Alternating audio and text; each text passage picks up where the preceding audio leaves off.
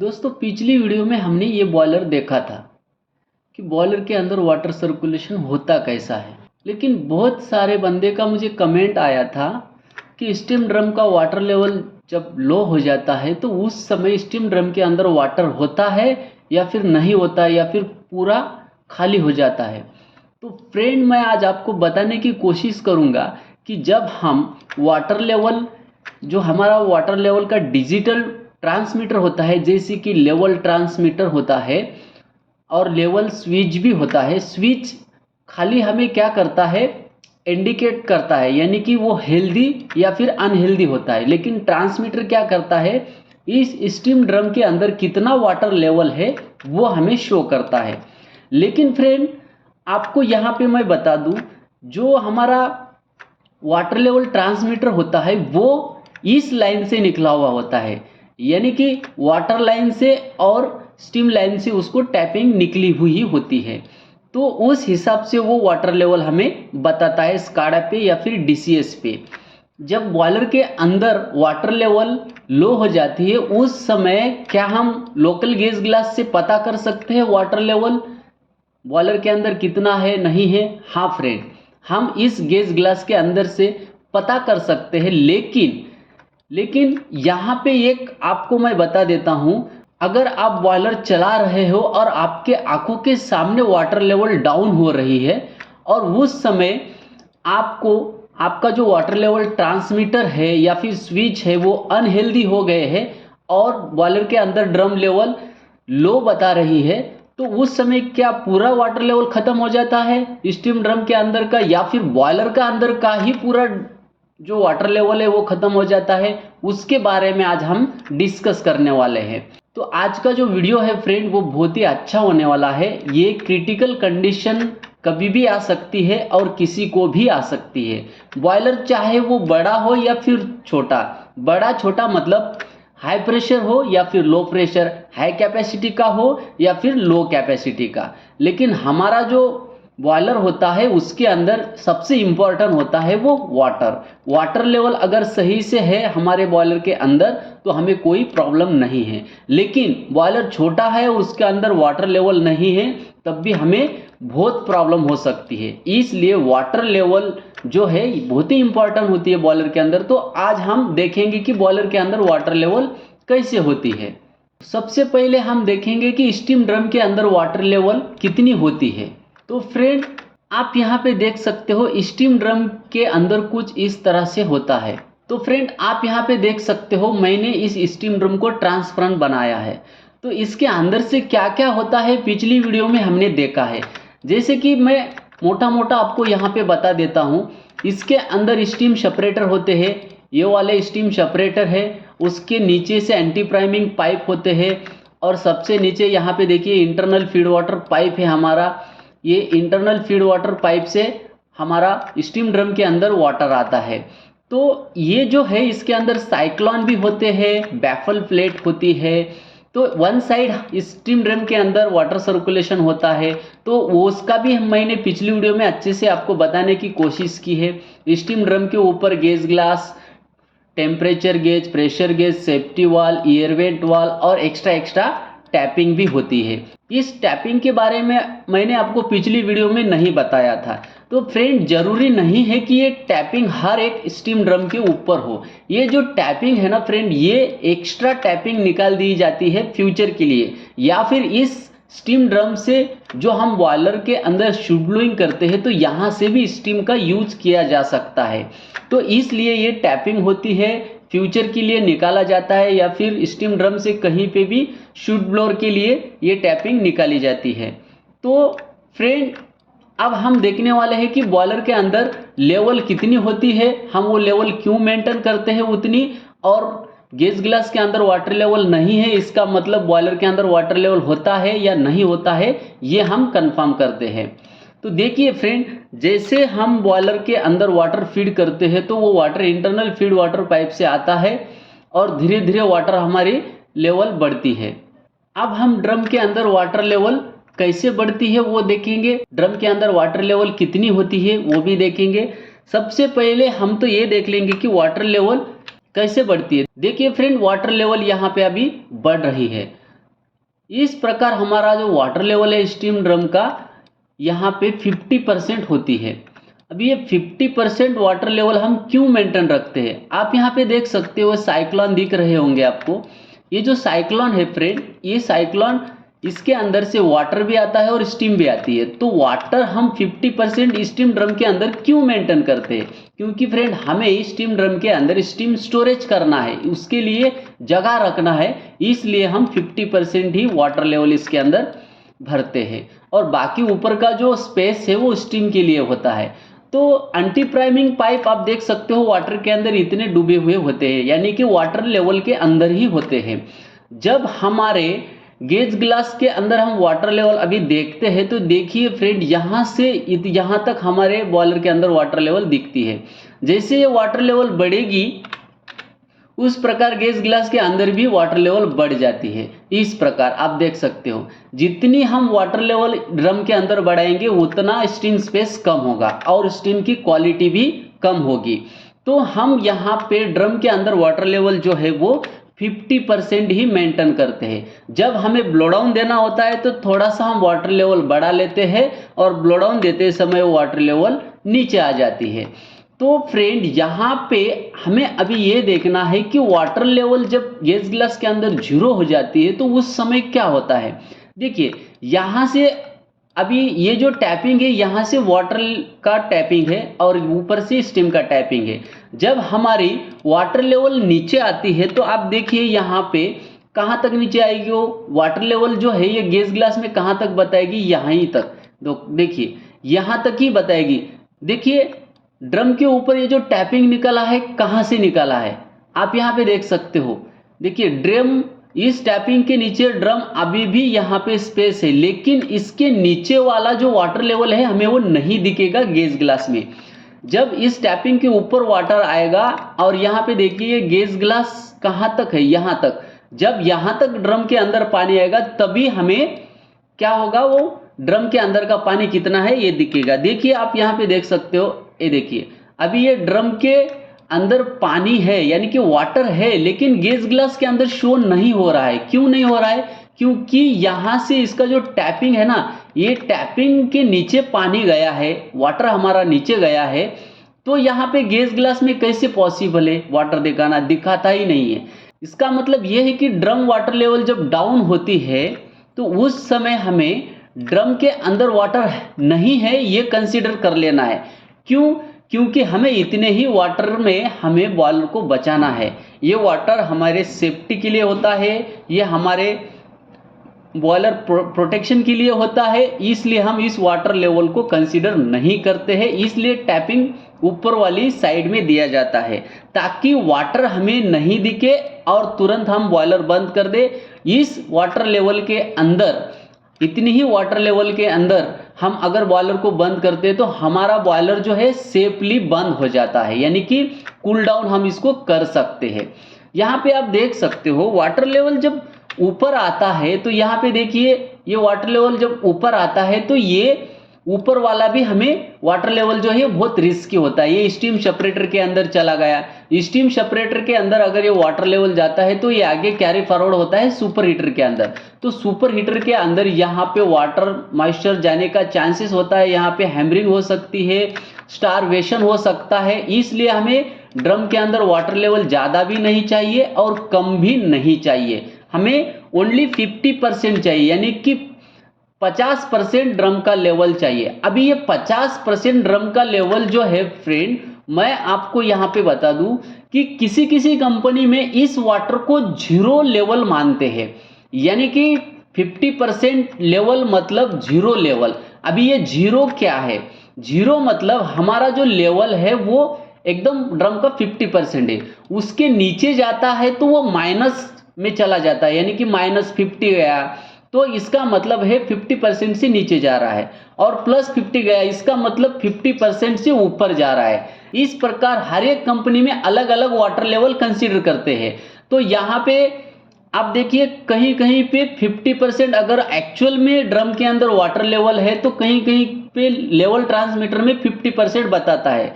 तो कहीं कहीं कंपनी में क्या होता है, वो जो 50% लेवल है उसको 0 कंसीडर करते हैं ना ही उसको माइनस में जाने देते हैं, ना ही उसको प्लस में जाने देते हैं। तो इस प्रकार वाटर लेवल अलग अलग प्रकार होता है, अलग अलग कंपनी में अपनी अपनी स्ट्रैटेजी यूज करके यहाँ पे वाटर लेवल शो किया जाता है ट्रांसमीटर में। तो मेरे कहने का मतलब यही है कि जब हमारा वाटर लेवल डाउन हो जाता है तो उस समय बॉयलर के अंदर वाटर लेवल होता है, लेकिन वो बहुत कम समय के लिए होता है। जब हम गेज गिलास के अंदर वाटर लेवल देखते हैं तो इस गेज गिलास के अंदर वाटर लेवल नहीं दिखता है, उस समय हमें तुरंत कुछ सोचना भी नहीं है। वहां पे हमें वाटर फीड करने के लिए कोई प्रोविजन नहीं है, हमारे पास वाटर नहीं है, तो तुरंत हमारा जो बॉयलर का मेन स्टीम स्टॉप वाल है वो क्लोज कर देना चाहिए। इससे पहले हमें फायरिंग, हमारा जो फ्यूल है, जो भी हम फ्यूल फायरिंग कर रहे हैं, फायरिंग कट ऑफ करके हमें स्टीम स्टॉप वाल क्लोज करना चाहिए। अभी ये स्टीम स्टॉप वाल क्लोज क्यों करना चाहिए, इसका मतलब भी मैं आपको बता देता हूं। देखिए फ्रेंड, अभी हमारा जो बॉयलर है वो हॉट है और उसके अंदर क्या है, थोड़ा सा वाटर बचा है, यानी कि bottom side of steam drum, steam drum के नीचे वाली साइड में यहाँ पे वाटर बचा है। तो आप यहाँ पे देख सकते हो इसके नीचे ट्यूब होते हैं, इस ट्यूब को हम बोलते हैं down comer. Down comer zone, convection zone, riser tube भी होते हैं। यहाँ पे देखिए ये राइजर ट्यूब है और ये वाला डाउन कमर ट्यूब है। तो इस ट्यूब के अंदर वाटर ऑलरेडी है और इसके नीचे आप देख सकते हो मड ड्रम भी है, मड ड्रम के अंदर भी वाटर है। इसका मतलब हमारे बॉयलर के अंदर वाटर है और सुपर हीटर के अंदर स्टीम है। और ये साइड वाल जो पैनल होता है फ्रेंड, साइड वाल पैनल के अंदर भी हमारा वाटर और स्टीम है।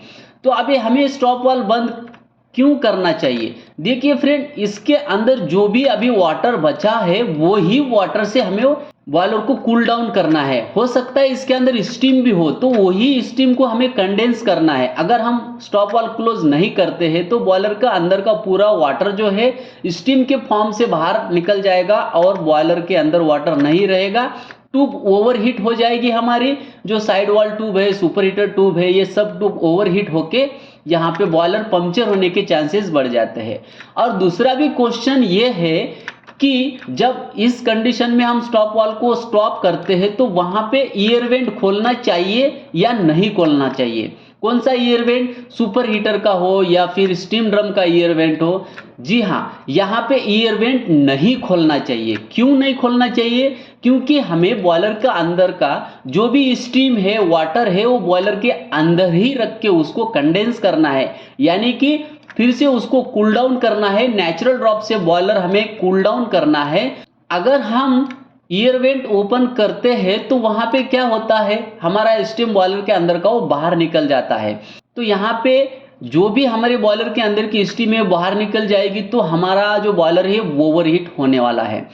तो इसके लिए हम ईयर वेंट ओपन नहीं कर सकते। ओनली बॉयलर के अंदर की जो भी, जहां भी यहाँ पे ओपन है वाल, जैसे कि ब्लो डाउन वाल है, ड्रेन वाल है, ईयर वेंट वाल है, जो भी बॉयलर से जितने भी बाहर स्टीम निकलने वाली है उस सब पॉइंट को हम क्लोज कर देते हैं। बॉयलर हमारा एक क्लोज वेसल होता है, उस क्लोज वेसल के अंदर जो भी स्टीम है, वाटर है, उसी को हम कंडेंस करना चाहते हैं क्योंकि हमारा बॉयलर ओवरहीट ना हो। दूसरा क्वेश्चन यहाँ पे ऐसा भी किया गया है कि अगर हम स्टॉप वाल यहाँ पे क्लोज कर देते हैं तो बॉयलर का प्रेशर बढ़ के सेफ्टी वाल पॉप अप होता है, यानी कि ब्लो होता है ये सेफ्टी वाल। जैसे कि देखिए यहाँ पे ड्रम का सेफ्टी वाल है या फिर सुपर हीटर का सेफ्टी वाल हो, ये पॉप अप होता है। तो क्या उस समय क्या करना चाहिए? सेफ्टी वाल को दबाना चाहिए या पॉप अप होने देना चाहिए? देखिए फ्रेंड, हमारा जो बॉयलर है, इस बॉयलर के ऊपर जो सेफ्टी वाल दिया जाता है, ये जो सेफ्टी वाल है ये सेफ्टी सुरक्षा के लिए दिया जाता है। अगर ये ब्लो होता है इसका मतलब क्या हुआ? इसका मतलब ये हुआ जरूरत से ज्यादा बॉयलर के अंदर प्रेशर बढ़ गया है और वो प्रेशर यहां से रिलीज होता है। तो यहाँ पे कंडीशन ऐसी भी आ सकती है कि जब हमारा बॉयलर का ड्रम लेवल डाउन हो गया है, हमने स्टॉप वाल क्लोज कर दिया है, फायरिंग भी बंद कर दिया है और एयर वेंट वाल भी बंद है, पूरा हमारा क्लोज है, लेकिन यहाँ पे सेफ्टी वाल पॉप अप हो रहा है। इसका मतलब आप सोच रहे होंगे कि बॉयलर के अंदर की स्टीम से बाहर निकल रही है। निकलने दो, क्योंकि यहाँ पे एक्सेस प्रेशर बढ़ गया है। जहां तक हमारा सेफ्टी वाल का सेट पॉइंट है, जैसे कि 40 kg अगर सेट पॉइंट इस सेफ्टी वाल का है तो 40 kg तक प्रेशर रिलीज कर देगा, यानी कि 40 kg के ऊपर जो भी प्रेशर है वो रिलीज कर देगा और उसके बाद वो ऑटोमेटिकली वो बैठ जाएगा। यानी कि सेफ्टी वाल्व जो है ये प्रेशर जो एक्सेस है वो रिलीज कर देगा और हमारा बॉयलर सेफ मोड में आ जाएगा। इसलिए जब भी हम इस कंडीशन में स्टॉप वाल्व को क्लोज कर देते हैं, ड्रम का वाटर लेवल डाउन है और स्टॉप वाल्व क्लोज करते ही हो सकता है बॉयलर के अंदर हीट बची हो और उस हीट की वजह से प्रेशर बढ़ रहा हो, क्योंकि हमारा स्टॉप वाल्व बंद करने के बाद बॉयलर का जो स्टीम फ्लो है वो कट हो जाता है, तो एकदम से प्रेशर बढ़ भी सकता है। तो वहां पे आपको घबराने की जरूरत नहीं है, सेफ्टी वाल्व पॉप अप होने दो, वो ऑटोमेटिक वहां पे बैठ जाएगा।